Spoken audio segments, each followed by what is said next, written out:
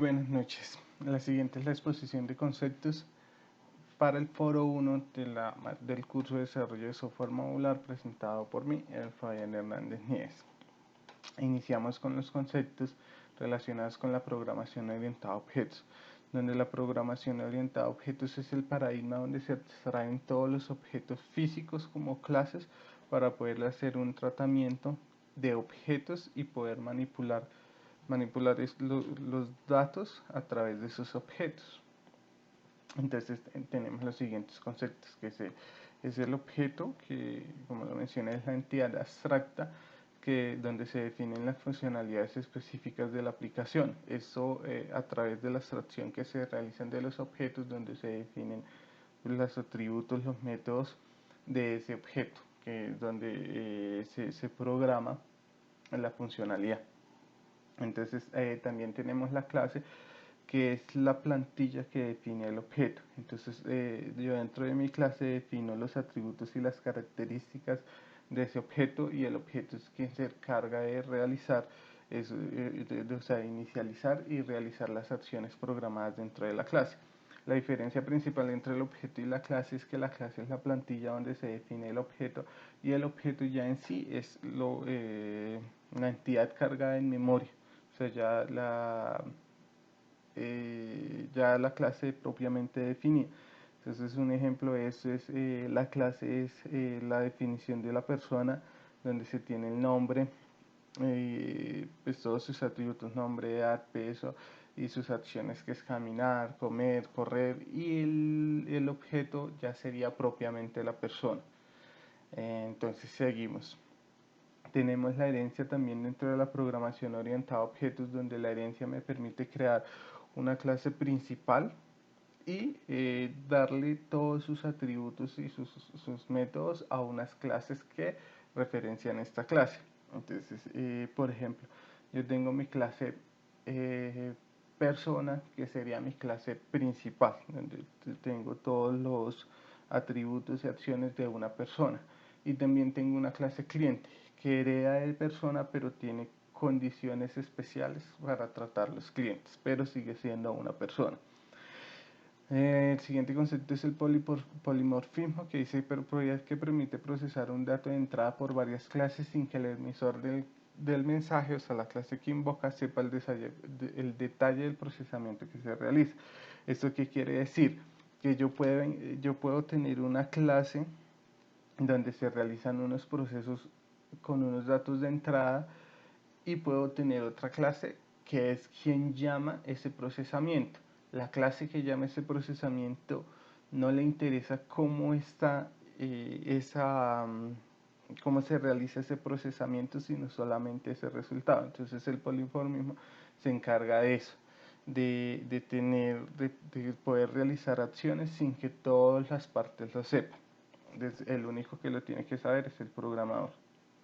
Entonces la abstracción es esa propiedad que se tiene de poder traer objetos de la vida real y establecerlos como un objeto de programación, donde se definen sus características y todas sus partes que son necesarias para su funcionamiento. La otra característica que tenemos es la sobrecarga, donde yo tengo un método con el mismo nombre, pero que pueden tener distintas funcionalidades. Un ejemplo de estos es, por ejemplo, un método que se llame guardar, donde yo le paso como parámetro un string que debo guardar y dónde lo debo guardar. Por ejemplo, un string, y le paso la ruta de un txt donde se debe guardar. Entonces guardaría un txt.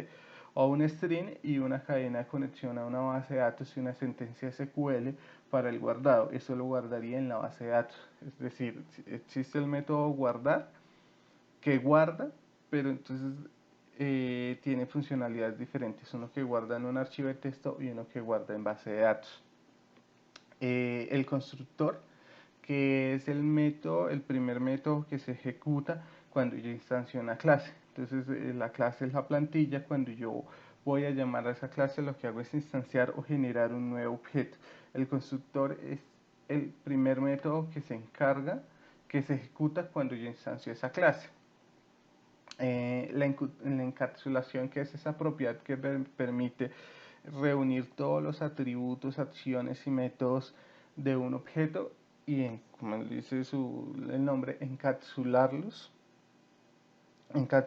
dentro de una sola clase y tener todas sus propiedades ahí. Y el modelo de diagramas es un lenguaje gráfico donde yo puedo especificar, construir y documentar un sistema. El más conocido es el UML, que es el lenguaje de modelado unificado, donde yo puedo generar todos mis diagramas de clases, toda la arquitectura, modelos, etcétera, de una aplicación. Es utilizado para diagramar todo un sistema. El siguiente paso es el desarrollo basado en componentes, que es un paradigma basado en la separación de corners de asuntos. Entonces, lo que él busca es independizar todos los módulos del sistema, que funcionen lo más independientes posibles y se encarguen de funcionalidades específicas del sistema para poder hacer software modular, donde yo pueda apagar o prender funcionalidades sin que eso afecte el sistema en general. Eso es lo mismo que desarrollar sistemas de bajo acoplamiento. Entonces, dentro de estos tenemos los componentes, que son las piezas pequeñas o módulos o partes del software que se van construyendo con sus funcionalidades específicas, donde cada uno se encarga de procesar o realizar una acción en el sistema en general. Las interfaces, que son los servicios que expone un componente, que pueden ser consumidos, o las entradas de datos. Entonces, por ejemplo, yo tengo un componente que se llama guardar cliente. Su interfaz sería la recepción de datos. Otra interfaz que podría tener sería la actualización de datos del cliente o la consulta de datos del cliente. Es la forma en cómo se comunica ese componente con los demás componentes del sistema. Las características principales de los componentes son que pueden ser reutilizables, o sea, yo lo tengo programado para este sistema, pero puedo llevarme ese componente e implementarlo en otro sistema y debería funcionar. Son intercambiables en el mismo sentido de yo puedo intercambiar entre sistemas componentes y pues su funcionamiento debería seguir normal, y tienen interfaces definidas. Entonces tienen todos sus entradas de datos o formas de comunicación con otros componentes ya definidas, y esa es la forma de comunicación establecida entre los diferentes componentes. Y el tema del acoplamiento, que dice que es la dependencia que tiene con otros componentes u otras partes del sistema. Entonces, la idea del desarrollo por componentes es que haya un bajo acoplamiento, donde yo me pueda llevar esas partes del sistema hacia otros sistemas, o apagar y prender, ¿sí? Y no haya ningún problema. O sea, si yo modifico un componente, ese no debería afectar la funcionalidad general del sistema, sino todo debería seguir funcionando normal, porque por lo mismo hay una baja cohesión para evitar ese tipo de datos. Esta característica se ha utilizado principalmente se utiliza en las arquitecturas de servicio, donde yo tengo varios servicios expuestos, y cada uno de esos servicios es un componente independiente que se comunica con un gran sistema, o sea, lo que hace es formar un gran sistema, pero si un componente falla, el resto de servicios sigue en funcionamiento. O sea, un solo componente, el fallo de un solo componente o un error en un solo componente no puede generar un fallo en todo el sistema, como si pasa en las aplicaciones de gran cohesión o altamente cohesionadas, que si un componente falla, falla todo el sistema.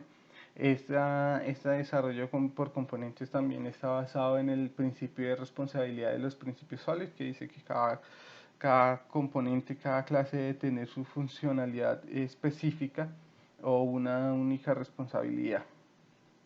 Entonces, este sería el fin de la exposición. Muchas gracias.